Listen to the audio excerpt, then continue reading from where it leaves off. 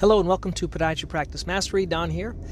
Want to talk a little bit today about a couple of things that have been going on. The most recent one has been kind of uncomfortable, to say the least.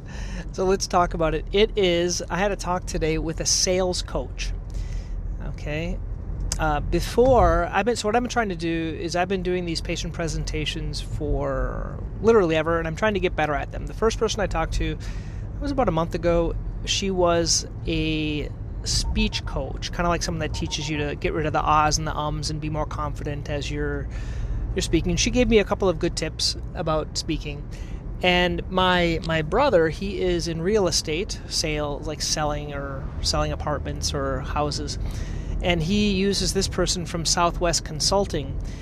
And I've read a couple of books by this guy named Rory Vaden. And Rory has a lot of really good ideas, talks about sales. Now, we don't get any training in terms of podiatry, in terms of sales.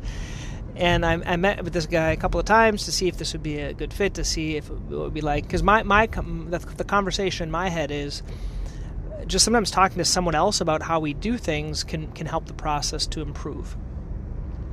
And I talked to this gentleman, and I said, really, if I'm trying to think, well, what's the best way I can actually pay for this guy? Let's say he costs $500 a month to talk with him.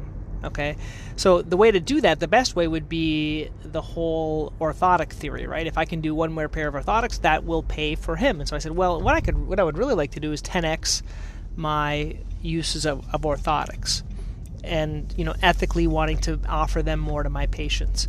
And so we had this conversation. It was talking about orthotics and kind of how to offer them a little bit better. And there is this approach that he talked to me about, which I'm kind of uncomfortable with because I knew about it, but I wasn't really applying it.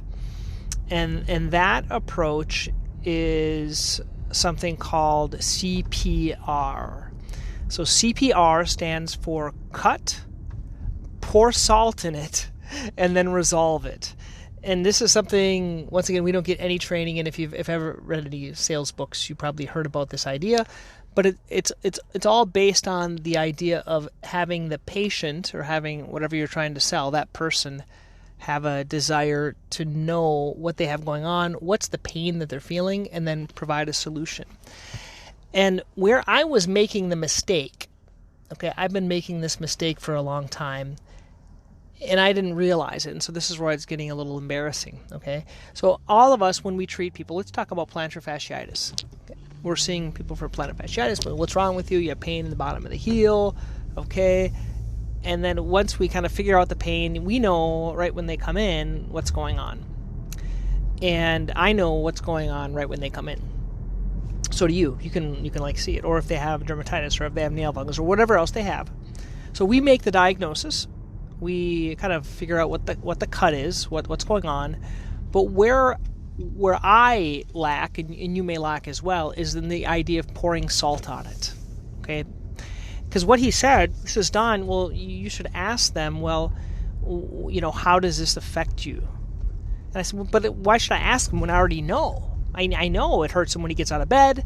I know he can't be as active as he wants.